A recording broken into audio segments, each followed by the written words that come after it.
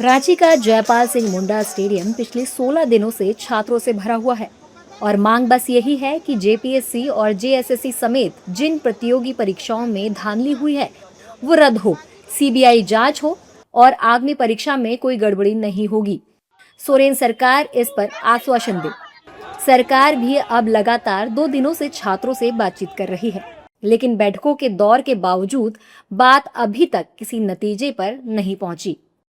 यानी छात्र सड़क पर हैं, सरकार बातचीत की मेज पर है, लेकिन समाधान अब भी दूर है। इन छात्रों के लिए ये सिर्फ एक आंदोलन नहीं, कई सालों की मेहनत और करियर का सवाल है। दिन रात पढ़ाई करके प्रतियोगी परीक्षाओं की तैयारी करने वाले युवाओं को उम्मीद होती है कि परीक्षा निष्पक्ष होगी, मेहनत के आधार पर परिणाम आएंगे। लेकिन जब परीक्षा प्रक्रिया पर सवाल खड़े होते हैं तो उनकी चिंता और बढ़ जाती है।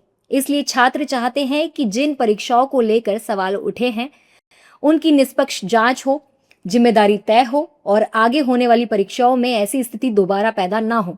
अपनी मांगों के चलते प्रदर्शनकारियों ने 10 मार्च को विधानसभा तक मार्च करने का ऐलान भी किया है। हालांकि आज फिर छात्रों का डेलीगेशन सरकार से मिलने गया है। उस पर क्या निष्कर्ष निकलेगा ये तो बातचीत होने के बाद ही पता लगेगा।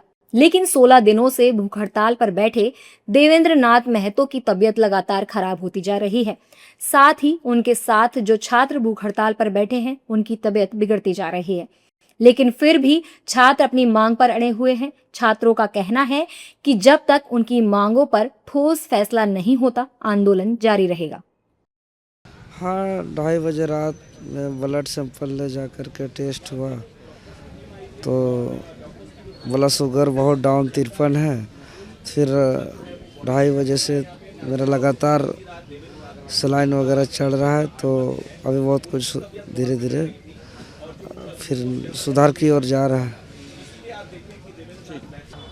और छात्र जीवन व्यतीत करते करते जब झारखंड के भ्रष्ट सिस्टम से हम लोग नौकरी नहीं ले पाया तो आने वाले पीढ़ियां के लिए हम लोग भूख हड़ताल जैसी कदम उठा लिए। अभी स्थिति ऐसा आ गया है कि सरकार तो बार बार डेलीगेट्स टीम को तो बुला रही है, लेकिन वो खुल करके संज्ञान में नहीं ले रही है। और कल 10 तारीख है, कल विधानसभा का घेराव भी है और मेरा 6ठा दिन है भूख हड़ताल का। देवेंद्र बाबू की तबीयत भी थोड़ी ख़राब है। मैं आपको बता दूं कि रात को प्रशासन बहुत ही उठाने का प्रयास किया, आंदोलन को गिराने का प्रयास किया जा रहा है और साथ ही साथ डेलीगेट्स को बुलाया जा रहा है, उन्हें लॉलीपॉप दिया जा रहा है। मैं सरकार को साफ संदेश देना चाहता हूं कि आप इस तरह से घुमा फिरा के बातों को पेश नहीं करें। हमारी नीयत साफ है कि आप जब तक हमें इंसाफ नहीं देंगे, हमारी मांगों को नहीं मानेंगे, तब तक हम भूख हड़ताल पे डटे रहेंगे। तबीयत तो ख़राब है, चेस्ट में पेन हो रही है और तकलीफ़ हो रही है, उठने बैठने में दर्द हो रही है, शरीर कमज़ोर हो चुका है पहले से और लगातार हम लोग आंदोलन में बने हुए हैं।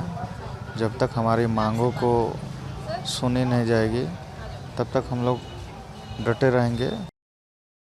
आंदोलन के बीच अब सरकार और छात्रों के बीच बातचीत का दौर भी शुरू हुआ है। लगातार 2 दिनों से दोनों पक्ष आमने सामने बैठकर समाधान निकालने की कोशिश कर रहे हैं। सरकार की तरफ से छात्रों की मांगे सुनी जा रही है, छात्र भी अपनी बात सरकार के सामने रख रहे हैं, लेकिन बातचीत के बावजूद अभी तक कोई ऐसा निष्कर्ष सामने नहीं आया जिससे आंदोलन खत्म होने का रास्ता साफ हो।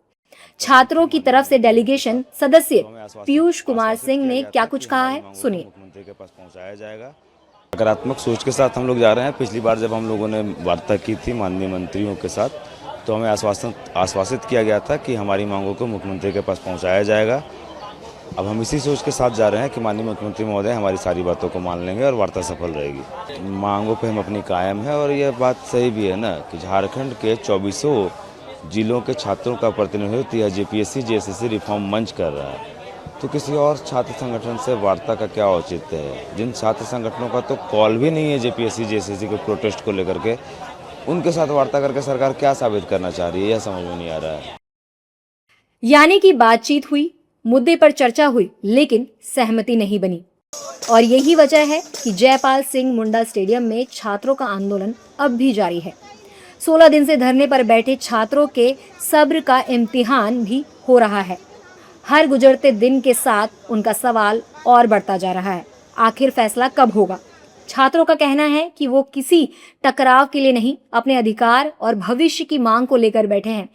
उनकी नाराजगी इस बात को लेकर है कि प्रतियोगी परीक्षाओं को लेकर उठे सवालों का स्थायी समाधान क्यों नहीं निकल रहा।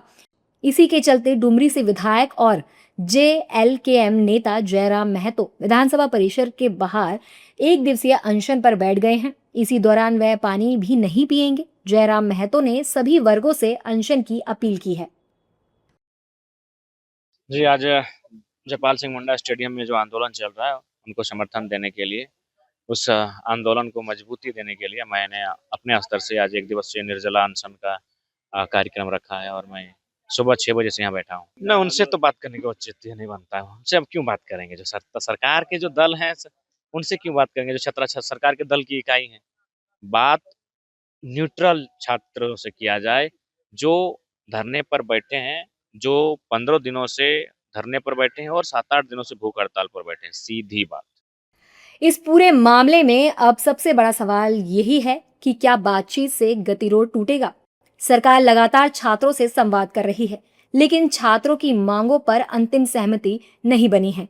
ऐसे में नजरें अब अगली बातचीत और सरकार के फैसले पर टिकी हैं, क्योंकि आंदोलन का 16वां दिन पूरा हो चुका है और छात्र अभी तक उसी जगह डटे हैं। बता दें कि शनिवार को हेमंत सोरेन सरकार द्वारा गठित 5 सदस्यीय मंत्री स्तरीय समिति और आंदोलनकारी छात्र संगठनों के बीच बातचीत भी हुई थी, लेकिन वार्ता पूरी तरह बेनतीजा रही। सरकार से कोई ठोस समाधान न मिलने पर प्रदर्शनकारियों ने साफ कर दिया है कि जब तक उनकी सभी शर्तें स्वीकार नहीं हो जाती, तब तक उनका आंदोलन खत्म नहीं होगा।